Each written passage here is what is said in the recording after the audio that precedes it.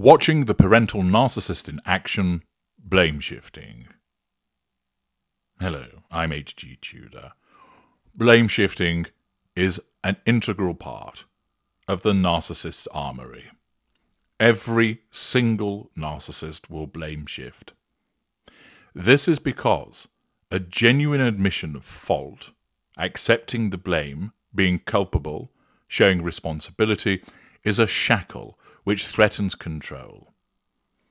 If a narcissist accepts that they are to blame for something, that means that they can't do as they please. If a narcissist accepts culpability for their actions, that means that they can't behave with a sense of entitlement. And therefore, in order to prevent that fetter, that shackle on their ability to do as they want, blame must be shifted. Invariably, blame is shifted to the person that the narcissist is dealing with. It's your fault. Often, this is the intimate partner primary source. But blame shifting will be found in every single dynamic that occurs between a narcissist and another appliance within the fuel matrix. Whether it might be a shop worker.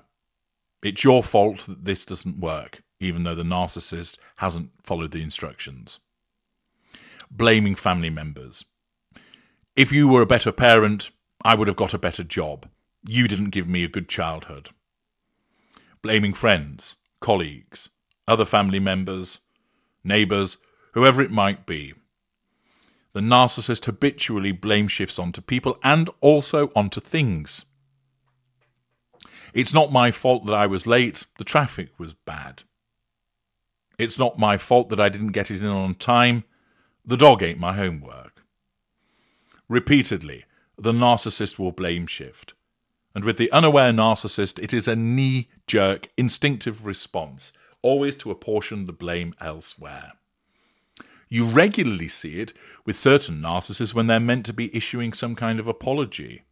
It isn't an actual apology. They end up blaming everybody else for their failings.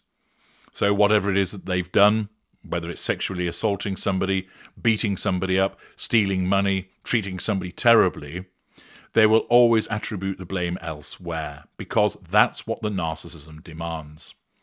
And we're going to see in some further real-life footage how the narcissist goes about blame shifting in relation to the family dynamic.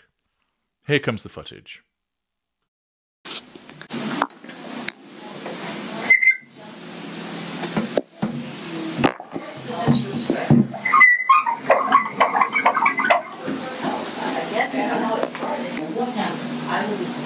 Walked away 3 times. Where's the disrespect? I doubt Matt just walked away. He did! He did! He did! He thought it was cured. Because in his mind, all he's got to do is say one word and it's cured. Why couldn't he sit there and help me fix it? Because he probably said like something. Like you did. Like Keenan did. Probably because he said something. No, this was before I said anything. I wouldn't have said it if he helped me. I mean, you're getting the whole sequence out of one. Great. That's what happens if you're not there. You don't know what happens. So I'm telling you, the reason I said he was obnoxious is he walked away 3 times. But maybe he said something. No, I said, help me. Help me. You help me. You might have said something in a sharp tone. Oh, boy, it's always me. No, it's not. I didn't. Actually, I didn't ask him in a short tone. I'm not saying, no, how about once just not worrying about whose fault is what? You just say, oh, no, I just really don't know. Like, how many times have I said that? Oh, I don't Is know. filming me a way to get along? Is walking away from me a way to get along? Why is it always my fault? I don't know. Well, no, in your opinion. You see, assume it. Because I know I am often yelled at. Your mom just yelled at me. For no reason. She's upset because you're not helping me. You're taking the pass on the whole thing. Because it's not my You're not problem. welcome. It is your problem. What's wrong with you? You're part of the family. For like you telling me what to do. I'm not telling you. I'm asking you to go out there and just ask him to delete it. That's not asking a lot.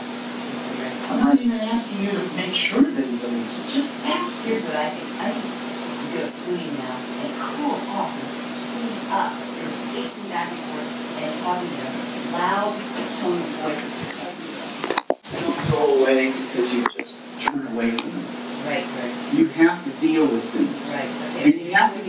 better things frame of mind, you'll be able to reasonably. deal with it better. I don't know what else I should ask you. Ask the same thing. What does it matter? Whether it's now Better or and 2 less hours from now. persecuted. Huh?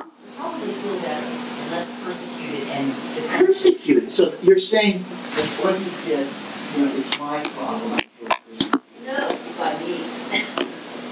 I don't feel persecuted. I feel like I you just do what I want to do. I'm going to go, I'm going to get another red car, I'm going to go up to Santa Barbara, and have a wonderful day. Another round? I want to be sitting here So run away in the middle of a family argument. You can't run away from it. It's your family. You have to try and give it some help. Don't you feel a responsibility But that your way? idea of helping, Greg, What's is by my idea? taking your side. No. Yes, it is. So you think it was right for him to film me Greg, against my own expressed wishes? I'm telling you what happened. You heard it. You heard the obnoxious. You heard that. You didn't hear it. You weren't aware he was filming me against my wishes? Were you aware of it? God, you don't. Well, there's the footage exhibiting the blame shifting. Let's break down the analysis to demonstrate that blame shifting and also the other manipulations that are taking part in this dynamic. The narcissist commences by questioning disrespect. The wife states, I guess that's how it started, but look, I wasn't here. That's why I'm not getting involved. It's quite clear that the intimate partner primary source is well used to these contretemps on the part of the narcissist and has basically decided to adopt the position of, it doesn't involve me, I'm keeping out of it, I don't really want to know about it, why can't just everybody get on? The narcissist replies, he walked away 3 times. Where's the disrespect? The narcissist here is being defensive because he's saying he wasn't being disrespectful to his son. The wife throws some challenge fuel in his direction by stating, I doubt Matt walked away just for nothing. The narcissist, showing his whining and complaining tone, states, he did. He thought it was cured because in his mind, all he's got to say is just one word and it's cured. He's referring to the PowerPoint problem. Why couldn't he just sit there and help me fix it? That, of course, shows his sense of entitlement, that he believes that Matt should interrupt what he's doing to come and solve his problems for him. The wife tries to explain this by saying, because you probably said something. Narcissist replies, like you did, like Keenan did. He's referencing them sitting with him and helping him out. After all, the world owes him a living, because the universe is a cruel and venal place, and it gangs up on this poor narcissist didums. The wife repeats, probably because you said something. The narcissist reacts to that, no, this was before I said anything. I wouldn't have said it if he helped me. Eileen, you're getting the whole sequence out of order. Thus, it's the wife's fault. The wife replies, great, that's what happens when you're not there. You don't know. So, the narcissist says, I'm telling you, the reason I said he was obnoxious was because he walked away 3 times.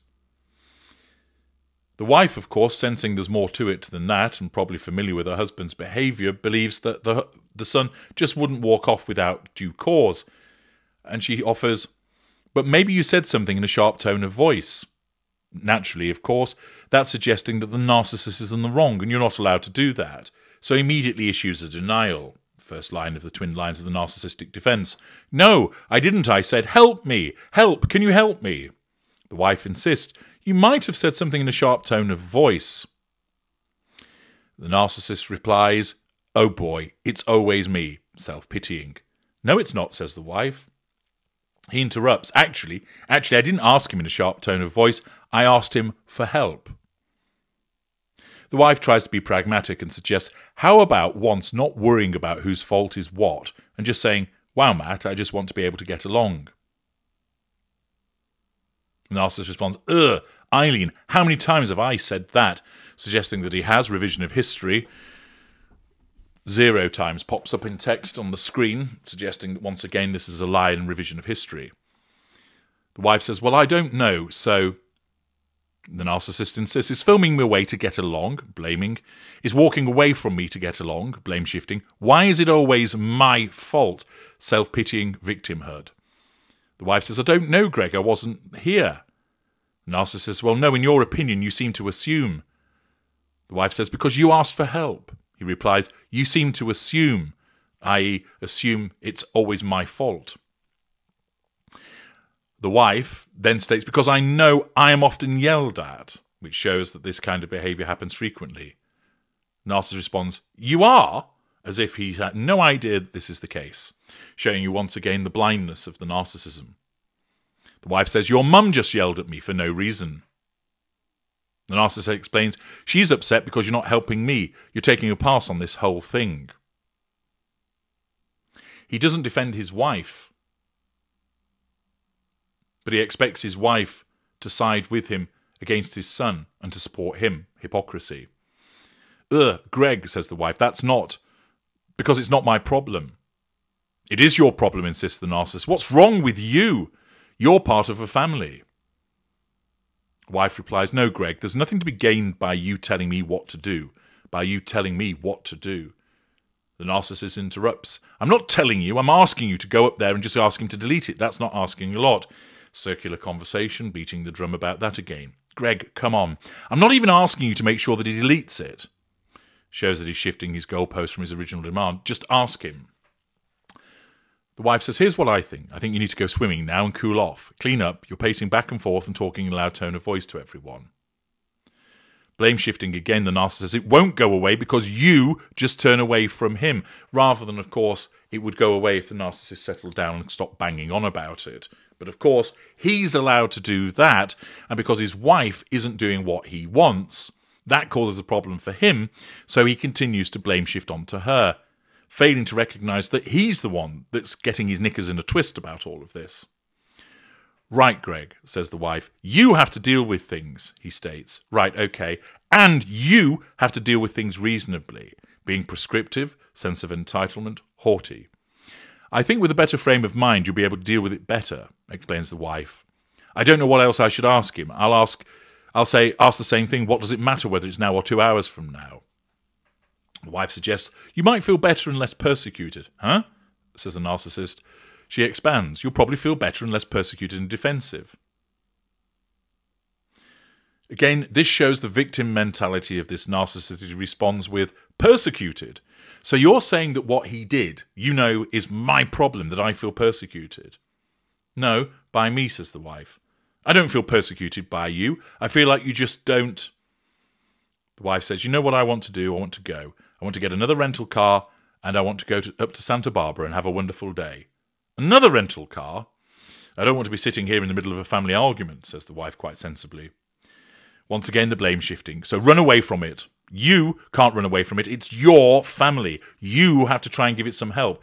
Don't you feel a responsibility that way? Blame shifting and guilt. But your idea of helping, Greg, what's my idea, says the narcissist, is by taking your side, which encapsulates the mentality of the narcissist, which is, you must do what I want to do, and you must take my side, which, of course, subconsciously signals to him the indirect assertion of control over the son. The narcissist replies, no, for what? The wife replies, yes, it is. The narcissist says, so you think it was right for him to film me?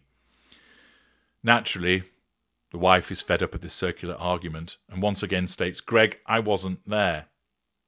The narcissist says, against my own express wishes. I'm telling you what happened. You heard it. You heard the obnoxious. You heard that. You didn't hear it. You weren't aware that he was filming me against my wishes. On and on and on he bleats, trying to get that control over her and over his son. The wife says, and now you're yelling.